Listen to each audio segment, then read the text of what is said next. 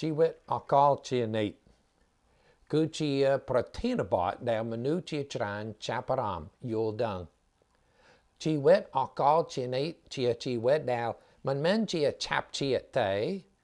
ប៉ុន្តែចំពោះយើងដែលស្គាល់ព្រះអង្គជាជីវិតរបស់ខ្លួនបន្ទាប់ពីរូបកាយរបស់យើងស្លាប់ទៅហើយពួកយើងទាំងអស់មនុស្សទាំងអស់មានបញ្ហាគឺយើងកាន់តែចាស់ហើយនឹងស្លាប់ជាមិនខានមនុស្សជាច្រើនប្រហែលគេពោលថាមិនចាប់អារម្មណ៍ដឹងអំពីជីវិតក្រោយអំពីអ្វីដែលកើតឡើងបន្ទាប់ពីជីវិតនេះប៉ុន្តែក្នុងព្រះគម្ពីរព្រះយេស៊ូវបញ្យល់ជាច្រើនអំពីពេលវេលារបស់មនុស្សយើងបន្ទាប់ពីសេចក្តីស្លាប់ជួនកាលគេហៅថាជីវិតអកលជានិច្ចថ្ងៃនេះយើងនឹងសិក្សាក្នុងគម្ពីរលូកាចំពោះ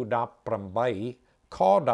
18មានបរិសម្នាក់មកឯព្រះយេស៊ូវដើម្បីសួរសំណួរអំពីជីវិតអកលជានិច្ចប៉ុន្តែយើងនឹងឃើញក្នុងរឿងថ្ងៃនេះថាមានប្រធានបទមួយជីវិតអកលជានិច្ចមិនងាយស្រួលដើម្បីទទួលយកនោះទេមិនងាយស្រួលដើម្បីទទួលយកនោះទេមនុស្សខ្លះគេគិតថាអូស្រួលបើសិនជាចែកទានឲ្យអ្នកក្រីក្របើសិនជាស្មោះត្រង់នឹងឪពុកម្ដាយនោះទេវតាឬព្រះនឹងឲ្យឡើងទៅស្ថានបរមសុខប៉ុន្តែសំខាន់គឺយើងយល់ដឹងអំពីព្រះជាម្ចាស់ដែលបានពន្យល់ដល់យើងលូកាចំពោះ18ខ18ជារឿងមួយដែលយើងនឹងឃើញ3ដងក្នុងព្រះគម្ពីរសញ្ញាថ្មីម៉ាថាយម៉ាកុសលូកាមានរឿងដូចគ្នាខ18មានបរិសម្នាក់មាននាងមន្តម្នាក់ទូលសួរព្រះអង្គថាអោលោកគ្រូល្អអើយតើខ្ញុំត្រូវធ្វើដូចម្ដេចដើម្បីឲ្យបានជីវិតអកលជានិច្ចទុកជាមរតកចំណុចដំបូងដែលចង់ពន្យល់គឺមនុស្សជាច្រើនចង់បានជីវិតអកលជានិច្ចអ្នកមុនម្នាក់នេះគាត់ជាអ្នកគ្រប់គ្រងប្រហែលក្នុងសាសនាប្រហែលក្នុងរដ្ឋាភិបាលអត់ដឹងច្បាស់ប៉ុន្តែបរិសម្នាក់នោះមកឯព្រះយេស៊ូវដើម្បីសួរសំណួរនោះបើសិនជាពួកយើងនិយាយជាមួយអ្នកដទៃអ្នកផ្សេងអ្នកជាខាងអំពីជីវិតអកលជានិច្ចប្រហែលគេថាអូមិនថាអីមិនសំខាន់ហើយសូមដឹងថាមិនមែនជាអ្នកធម្មតាប៉ុន្តែក្នុងរឿងនេះអ្នកនិមន្តនេះគាត់ជាអ្នកមានគាត់មានលុយទ្រព្យសម្បត្តិជាច្រើនប៉ុន្តែគាត់ចាប់អារម្មណ៍ដឹងអំពីអ្វីនឹងកាត់ឡើងបន្ទាប់ពីជីវិតនេះក្នុងយ៉ូហានចំពោះ3មានរឿងម្នាក់មានបរិសម្នាក់ដែលមកឯព្រះយេស៊ូវដែលសួរសំណួរដែរព្រះយេស៊ូវឆ្លើយដល់អ្នកដឹកនាំសាសនានោះថាបើមិនបានកើតជាថ្មីគ្មានអ្នកណាអាចឃើញព្រះរាជរបស់ព្រះបានឡើយបើមិនកើតជាថ្មីគ្មានអ្នកណាអាចឃើញព្រះរាជរបស់ព្រះបានឡើយដូច្នេះព្រះយេស៊ូវនិយាយអំពីជីវិតអកលជានិច្ចជួនកាលហៅជីវិតអកលជានិច្ចជួនកាលចូលព្រះរាជរបស់ព្រះហើយយូរម្ដងហៅជាការកើតជាថ្មីរឿងខពាក្យទាំង3និយាយអំពីទំនាក់ទំនងជាមួយព្រះជាម្ចាស់និយាយថាចាប់ផ្ដើមមានសេចក្តីសុខពីព្រះអង្គដែលនឹងកើនឡើងរហូតដល់ពេលអនាគតដែលនឹងគង់នៅជាមួយព្រះជាម្ចាស់ស្ថានបរមសុខជាកន្លែងព្រះអនាគតព្រះជាម្ចាស់នឹងសោយរាជ្យដោយសេចក្តីសុចរិតដោយអំណរហើយក្នុងព្រះគម្ពីរយើងឃើញព្រះយេស៊ូវពិភាក្សាអំពីនេះប៉ុន្តែក្នុងខ18យើងឃើញបរិសម្នាក់និយាយអំពីគុណិតរបស់មនុស្សជាច្រើនក្នុងព្រះគម្ពីរយើងនឹងឃើញមានរបៀប2មនុស្សនឹងព្យាយាមប្រព្រឹត្តរបៀប2ដើម្បីបានជីវិតអកលជានិច្ចខ ខ18បរិបម្នាក់នោះសួរតើខ្ញុំត្រូវធ្វើដូចម្ដេចដើម្បីឲ្យបានជីវិតដូចហ្នឹងតើខ្ញុំត្រូវធ្វើដូចម្ដេចនេះជាគំនិតរបស់មនុស្សជាច្រើនគេគិតថាគេនឹងបានជីវិតអកលជានិច្ចពីព្រះអង្គគេនឹងចូលព្រះរាជរបស់ព្រះដោយសកម្មភាពរបស់ខ្លួនហើយយើងឃើញក្នុងព្រះគម្ពីរមានចម្លើយ2យ៉ាងរបៀប2យ៉ាងទី1មនុស្សបានជីវិតអកលគេគិតថាបានជីវិតអកលជានិច្ចដោយសកម្មភាពរបស់ខ្លួនចំណុចទី1សំទោសចំណុចទី2គឺជីវិតអកលជានិច្ចមិនមែនមកពីសកម្មភាពរបស់យើងទេព្រះជាម្ចាស់នឹងពន្យល់ថាគឺជាសកម្មភាពរបស់ព្រះជាម្ចាស់តើខ្ញុំត្រូវធ្វើដូចម្ដេចដើម្បីឲ្យបានជីវិតស្ថានបរមសុខនៅពេលអនាគតតើខ្ញុំត្រូវធ្វើដូចម្ដេចដើម្បីមានមរតកជីវិតអកលជានិច្ច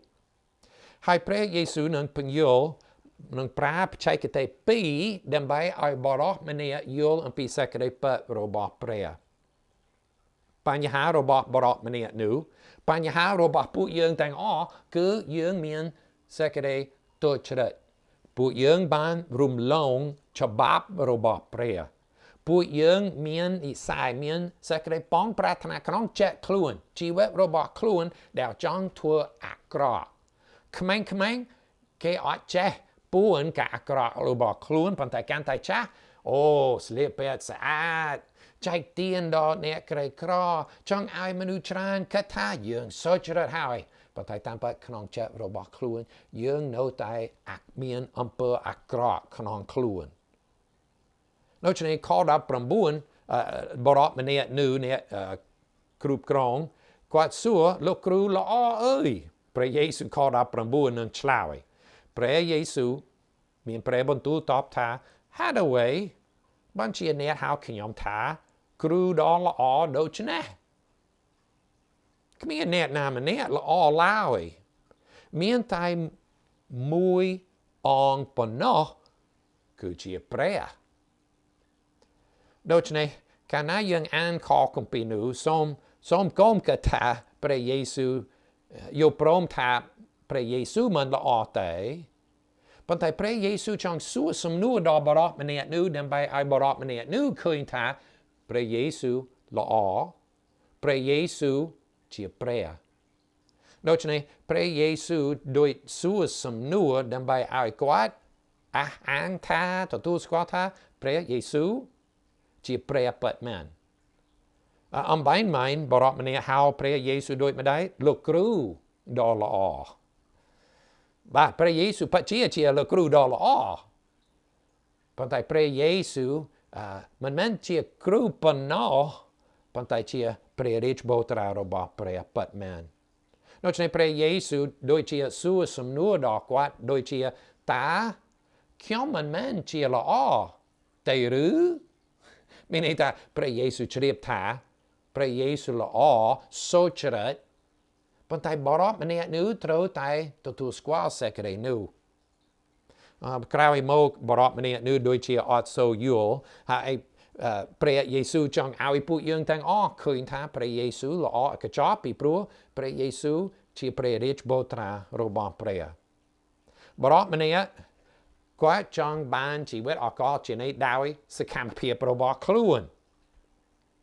ប៉ុន្តែយើងឃើញខ20ព្រះយេស៊ូវនឹងចាប់ផ្ដើម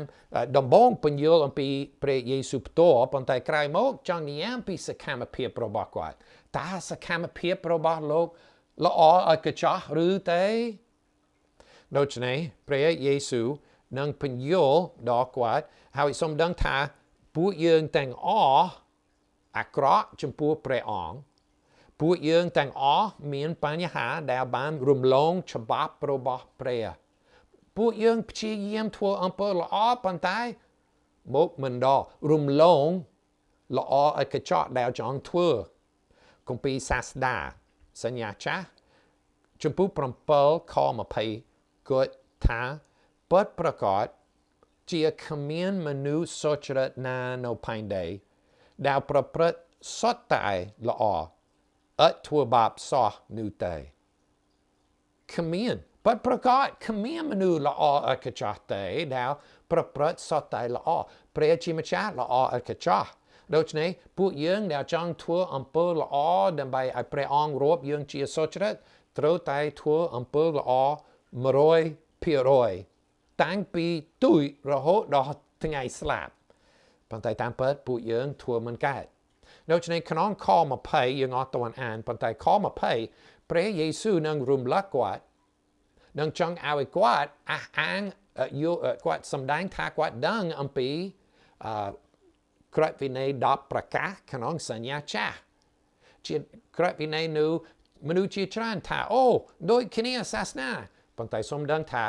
ក្រឹតវិន័យ10ប្រការនេះមិនមែនគឺដើម្បីឲ្យយើងប្រព្រឹត្តឲ្យបានជីវិតអកលជានេះទេខ្ញុំចង់អានខ20សិនអ្នកបានស្គាល់ព្រះយេស៊ូវមានបន្ទូលអ្នកបានស្គាល់ព្រះឱវាទទាំងប៉ុន្មានហើយដែលថាកុំផិតក្បត់ឲ្យសោះកុំសម្លាប់មនុស្សឲ្យសោះកុំលួចឲ្យសោះកុំធ្វើបន្ទាល់ខ្លែងឲ្យសោះមានន័យថាកុំធ្វើបន្ទាល់ភូតភរឲ្យសោះចូលគោរពប្រតិបត្តិដល់ឪពុកម្ដាយខ20នោះនិយាយអំពីក្រឹតវិន័យ10ប្រការដែលជនជាតិយូដាធ្លាប់យកពួកគេដឹងហើយតាមពិតមនុស្សដែលអត់សូវធ្វើតាមសាសនាគេដឹងហើយឬសាសនាផ្សេងគេថាអូអំពើល្អនេះល្អមែនតើសម្រាប់ពួកយើងទាំងអស់គេចង់ថាសាសនាទាំងអស់ដូចគ្នាប៉ុន្តែពួកគេអត់យល់ថាច្បាប់របស់ព្រះមិនមែនដើម្បីឲ្យយើងស្ដាប់បង្គាប់ 100% ដើម្បីចូលឋានសួគ៌ទេច្បាប់នោះគឺសម្រាប់បង្ហាញអំពើអាក្រក់របស់យើងដើម្បីបង្ហាញថាយើងអត់ល្អចំពោះព្រះមានខគម្ពីរមួយទៀតរ៉ូមចំពោះ3ខ20ថាដូច្នេះគ្មានមនុស្សណាបានរាប់ជាសុចរិតនៅចំពោះព្រះអង្គដោយការប្រព្រឹត្តតាមក្រឹតវិន័យឡើយគ្មានមនុស្សសុចរិតតាមក្រឹតវិន័យរបស់សញ្ញាចាស់ទេរបស់ព្រះអង្គទេត្បិតតាមរយៈក្រឹតវិន័យនោះសម្ដែងឲ្យស្គាល់អំពើបាបរបស់ខ្លួនឧបមាថាមានឪពុកម្ដាយដែលដែលមិនដែលឲ្យដំបូន្មានដល់កូនឲ្យកូនរស់នៅតាមចិត្តរបស់ខ្លួនបរិភោគក៏បានបោះចោលក៏បានសោតមកងាយឪពុកម្ដាយអត់ដែលថាអីកូននោះក៏ថាកូននោះល្អអត់កញ្ចោះពីព្រោះឪពុកម្ដាយអត់មានមនុស្សជួយកាយគាត់ទេឬថែទេប៉ុន្តែបើឪពុកម្ដាយពួកយើងព្យាយាមបងរៀនកូនឲ្យចេះអំពីអំពើល្អដែលត្រូវធ្វើកូនអត់ធ្វើ 100% ទេប៉ុន្តែចង់ឲ្យកូនយល់ដឹងឪពុកម្ដាយត្រូវការអ្វីចង់បានអ្វីពីកូនហើយព្រះជាម្ចាស់ចង់ឲ្យពួកយើងឃើញថាត្រូវមានសកម្មភាពត្រូវមាន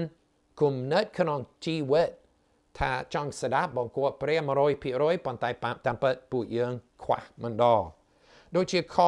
20លោកគ្រូបានពន្យល់អំពីនេះពីមុនកុំសម្លាប់មនុស្សព្រះគម្ពីរបានចែងថាអ្នកណាដែលមានកំហឹងស្អប់បងប្អូននោះដូចជាបានសម្លាប់ពួកគេនៅក្នុងចិត្តរួចហើយខ20ថាកុំផិតក្បត់ឲ្យសោះម៉ាថាយជំពូក5ឬជំពូក6ថាអស់អ្នកដែលមូលស្ត្រីដោយមានតណ្ហាចំពោះនាងបានប្រព្រឹត្តអំពើផិតក្បត់ជាមួយនាងនៅក្នុងចិត្តរបស់ខ្លួនរួចទៅហើយមានន័យថាម៉េចសកម្មភាពរបស់មនុស្សយើងសំខាន់ចំពោះព្រះហើយគំនិតក្នុងចិត្តរបស់យើងសំខាន់ចំពោះព្រះដែរដូច្នេះព្រះអង្គរាប់ថាពួកយើងទាំងអស់រំលងច្បាប់ហើយមានអំពើអាក្រក់មានបាប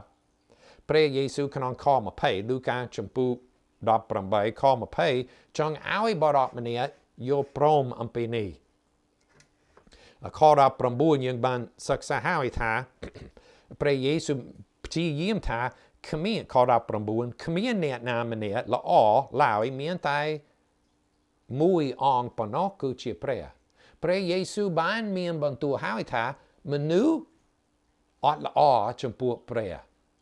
ប៉ុន្តែបរិបម្នាក់នេះអត់ទាន់ឃើញខ21យើងឃើញពាក្យរបស់គាត់ទូលឆ្លើយតបថាខ្ញុំបានការតាមសេចក្តីទាំងនេះតាំងតែពីក្មេងមកម្លេះគាត់គិតថាគាត់ល្អឥតខ្ចោះគាត់គិតថា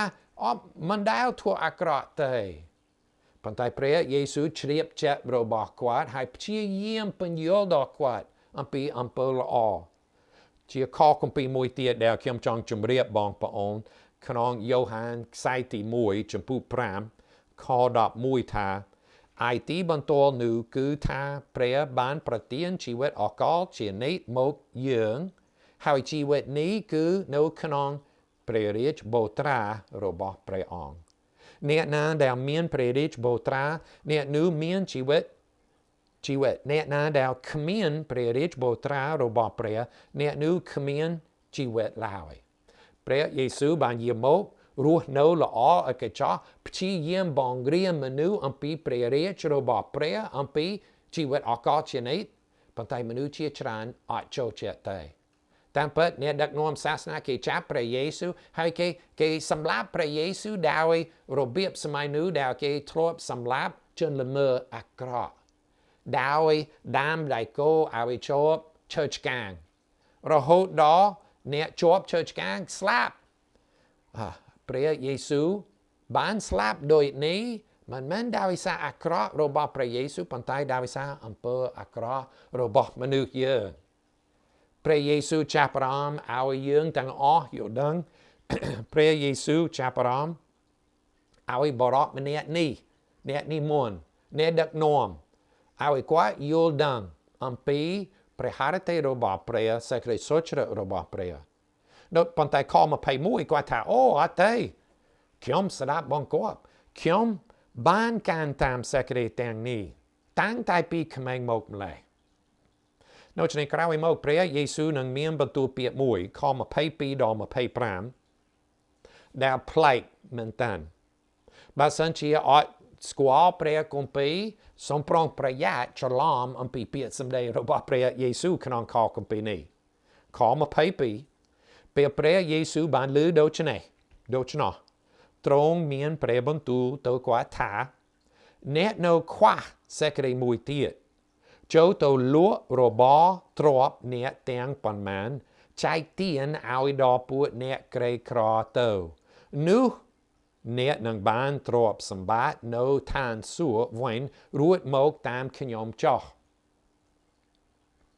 តើព្រះយេស៊ូវមានបន្ទូលដូចម្ដេចបើសិនជាបរិបម្នាក់នេះចង់បានជីវិតអកលជានិច្ចគាត់ត្រូវធ្វើដូចម្ដេចគាត់ត្រូវលក់របស់គាត់ទ្រព្យសម្បត្តិឲ្យចែកថវិកាឬលុយនោះដល់អ្នកក្រីក្រដើម្បីឲ្យបានជីវិតអកលជានិច្ចព្រះយេស៊ូវបានឃើញគាត់ហើយដឹងថាគាត់ជាអ្នកមានគាត់ជាម្នាក់ដែលមានលុយហើយសូមដឹងថាបរិបម្នាក់នោះដោយមនុស្សជាច្រើនដែលមានលុយគេថាគេធ្វើតាមសាសនានេះសាសនានោះគេថាគេមានព្រះនេះព្រះនោះប៉ុន្តែព្រះរបស់ខ្លួនគេគឺជាទ្រព្យសម្បត្តិរបស់ខ្លួនព្រះយេស៊ូវជ្រាបអំពីគំនិតចិត្តរបស់គាត់ដូច្នេះចំពោះគាត់បើសិនជាគាត់ចាប់អារម្មណ៍មកឲ្យព្រះយេស៊ូវមកតាមព្រះយេស៊ូវគាត់ត្រូវតែលក់របស់គាត់សូមដឹងថាព្រះយេស៊ូវមិនមែនមានបន្ទូលដល់ពួកយើងថារបស់ទ្រព្យសម្បត្តិរបស់យើង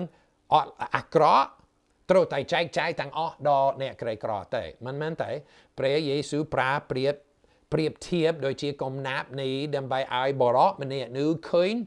ព្រះដ៏ពិតរបស់គាត់ព្រះរបស់គាត់មិនមែនជាព្រះនៃឋានសួគ៌ប៉ុន្តែជាទ្រព្យសម្បត្តិរបស់ខ្លួនដោយសម័យនេះដូចគ្នាអ្នកមានគេចង់ឲ្យមនុស្សច្រើនសរសើរគាត់គេចង់ឲ្យចែកចាយថវិកាដើម្បីឲ្យ មនុស្សច្រើនសរសើរឲ្យចូលចិត្តប៉ុន្តែតាមពិតចិត្តរបស់ពួកគេដូចគ្នាចិត្តរបស់មនុស្សទូទៅឧបមាថាមានបរិបម្នាក់ដែលមាន10លានដុល្លារហើយបរិបម្នាក់នោះមួយថ្ងៃគាត់ថាអូខ្ញុំនឹងចែក5លានដុល្លារដល់អ្នកផ្សេង1លានដល់អ្នកជិតខាង1លានដុល្លារដល់បងប្អូន1លានដុល្លារដល់រដ្ឋាភិបាលដែលខ្វះថវិកា1លានដល់នេះដល់នោះមនុស្សទូទៅគេនឹងហៅគាត់ដូចម្ដេច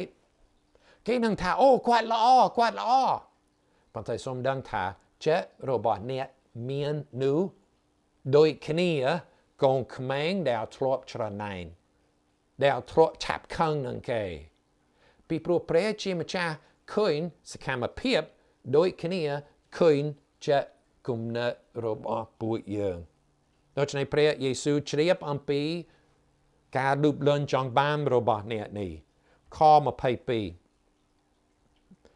ខ23ប៉ុន្តែពេលគាត់បានឮសេចក្តីទាំងនេះបានឮថាគាត់ត្រូវចែកចាយទ្រព្យសម្បត្តិអស់ពេលគាត់បានឮសេចក្តីទាំងនេះហើយក៏កើតមាន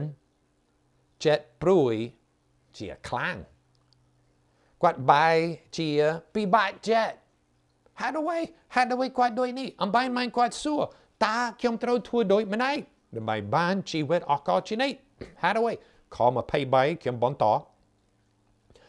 ព្រោះគាត់មានសម្បត្តិទ្រព្យច្រើនណាស់ពីព្រោះគាត់មានទ្រព្យសម្បត្តិជាច្រើនគាត់មានលុយគាត់មានផ្ទះនៅគាត់ប្រហែលមានច្រើនកន្លែងនៅ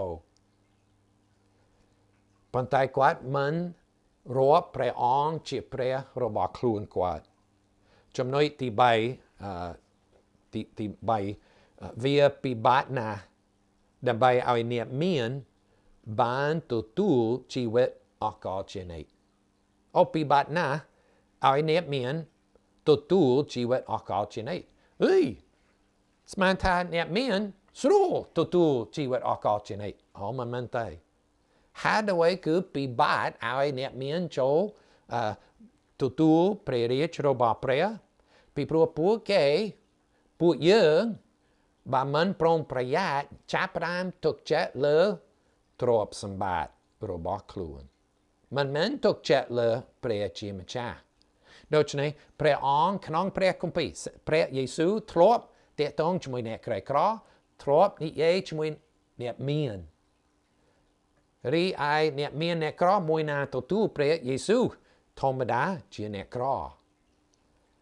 ព្រះគុណព្រះអង្គអាចសង្គ្រោះអ្នកមានបាន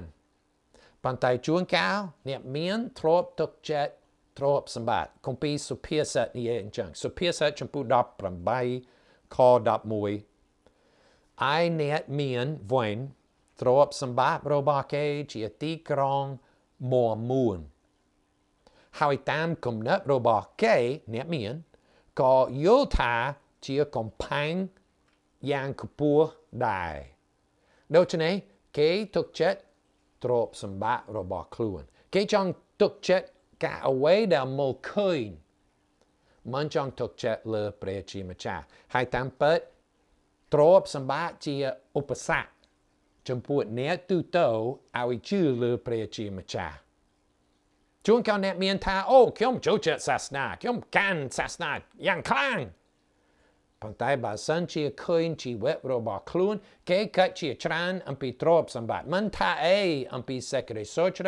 ឬអំពីព្រះជាម្ចាស់ចំពោះលោកគ្រូខ្ញុំឃើញបរិបម្នាក់នេះអ្នកនិមន្តម្នាក់គាត់គិតអំពីទ្រព្យសម្បត្តិរបស់ខ្លួនមានចិត្តដែលលូបលន់ចង់បានក្រឹតវិន័យ10ប្រកាសទី10និយាយថាកុំលូបលន់ចង់បានប៉ុន្តែមានក្រឹតវិន័យក្នុង10ប្រកាសមួយទៀតដែលល្អដែរទី1គឺនិខបណាំងចំពុក20ខ3មិនត្រូវមានព្រះណាផ្សេងនៅចំពោះយើងឡើយមិនត្រូវមានព្រះណាផ្សេងនៅចំពោះយើងឡើយដូច្នេះមនុស្សជាច្រើនគេគិតថាគេស្មោះត្រង់នឹងព្រះអង្គប៉ុន្តែតាមពិតក្នុងជីវិតរបស់ខ្លួនកូនខ្លួនជាព្រះ ប្តីជាព្រះ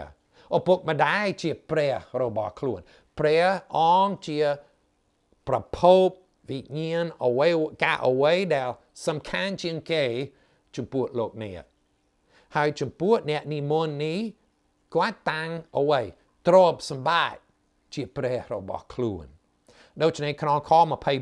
25មេរៀនបន្ទាប់ខ្ញុំនឹងពន្យល់បន្តក្នុងរឿងនេះដល់ខ30តែថ្ងៃនេះ24 25ព្រះយេស៊ូវទៅគាត់ហើយមានព្រះបន្ទូលថាអ្នកមានពិបត្តិនឹងចូលទៅក្នុងព្រះរាជរបស់ព្រះណាការដែលសត្វអូតចូលតាមប្រហោងមកចូលនោះងាយជាងអ្នកមានចូលទៅក្នុងព្រះរាជរបស់ព្រះទៅទៀតស្រាប់បានខ24ថាពិបត្តិណាស់ឲ្យអ្នកមានចូលពិបត្តិណាស់នឹងចូលព្រះរាជរបស់ព្រះអូពិបត្តិដូចម្ដេចដល់កម្រិតណាខ25ថាសត្វអូតសត្វ4ជើងសត្វគោងាយជាងចូលមកជួប្រហោងមកជួភ្នែករបស់មកជួត្រូវស្រួលជាងឲ្យសត្វចូលប្រហោងនោះឲ្យឆ្លងទៅខ្ញុំឮគ្រូខ្លះតែថាអូសម័យនោះនៅទីក្រុងយេរូសាឡឹមមានខ្លោងទ្វារដែលថាមកជួដែលសត្វចែងចូលពីបាតប៉ុន្តែខគម្ពីរនេះអត់និយាយអំពីផ្លូវច្រកចែងចូលទេនិយាយអំពីមកជួមានន័យថាម៉េចពិបត្តិមែនតើធ្វើអត់កើតដោយសកម្មភាពរបស់ខ្លួនអើយអ្នកមានធ្វើមិនបានបច្ជាមែនត្រូវការកម្លាំងសេចក្តីសង្គ្រោះរបស់ព្រះយេស៊ូវបរិបម្នាក់នេះមកឲ្យព្រះយេស៊ូវដោយសេចក្តីសុចរិតរបស់ខ្លួនគាត់មកដោយទ្រព្យសម្បត្តិខ្លួនដោយសមត្ថភាពរបស់ខ្លួនប៉ុន្តែតាមពិតពួកយើងទាំងអស់ត្រូវតែបន្ទាបខ្លួនកាលណាមកឲ្យព្រះយេស៊ូវខគម្ពីរមុននឹងខ18និយាយអំចឹងមនុស្សត្រូវតែបន្ទាបខ្លួនដើម្បីមកឲ្យព្រះយេស៊ូវដើម្បីបានសេចក្តីសង្គ្រោះពួកយើងមិនស័ក្តិសមសេចក្តីនោះទេប៉ុន្តែព្រះជាម្ចាស់នឹងប្រទានពរដោយព្រះគុណតាមរយៈជំនឿរបស់ពួកយើងជំនឿដែលប៉ះពាល់ជីវិតគំនិតជំនឿដែលធ្វើឲ្យជីវិតយើងប្រែប្រួលឡើងរស់នៅតាមចិត្តរបស់ខ្លួនចាប់ផ្ដើមរស់នៅតាមព្រះបន្ទូលរបស់ព្រះមេរៀនក្រោយយើងនឹងសិក្សាទៀតអំពីចម្លើយរបស់ព្រះយេស៊ូវពីព្រោះមានព័ត៌មានទៀតក្នុងខគម្ពីរនេះប៉ុន្តែសូមកាត់ពិចារណាអំពីរឿងថ្ងៃនេះអំពីអ្នកនិមន្តម្នាក់ដែលមកឲ្យព្រះយេស៊ូវគាត់ចង់ធ្វើសកម្មភាពដើម្បីទទួលប៉ុន្តែព្រះយេស៊ូវឆ្លើយថាធ្វើមិនកើតហើយព្រះជាម្ចាស់អើយយើងខ្ញុំមកឲ្យព្រះអង្គដោយព្រះនាមព្រះយេស៊ូវយើងខ្ញុំមិនស័ក្តិសមនឹងសេចក្តីសង្គ្រោះសេចក្តីសុចរិតព្រះពរសេចក្តីសុខតែយើងខ្ញុំមានអំពើអាក្រក់ប៉ុន្តែអរព្រះគុណតាមរយៈសេចក្តីសុចរិតរបស់ព្រះយេស៊ូវព្រះអង្គនឹងរាប់យើងខ្ញុំជាសុចរិតសូមជួយឲ្យយើងខ្ញុំមានទីបន្ទាល់នោះឲ្យយើងខ្ញុំធ្វើជាសាក្សីធ្វើជាអំបិលនិងពន្លឺដល់លោកីជំនវិញដែលចាប់អារម្មណ៍ឲ្យព្រះអង្គរាប់ជាសុចរិតប៉ុន្តែធ្វើមិនបានដោយសកម្មភាពរបស់ខ្លួនយើងខ្ញុំអធិដ្ឋានក្នុងព្រះនាមព្រះយេស៊ូវគ្រីស្ទអាមែន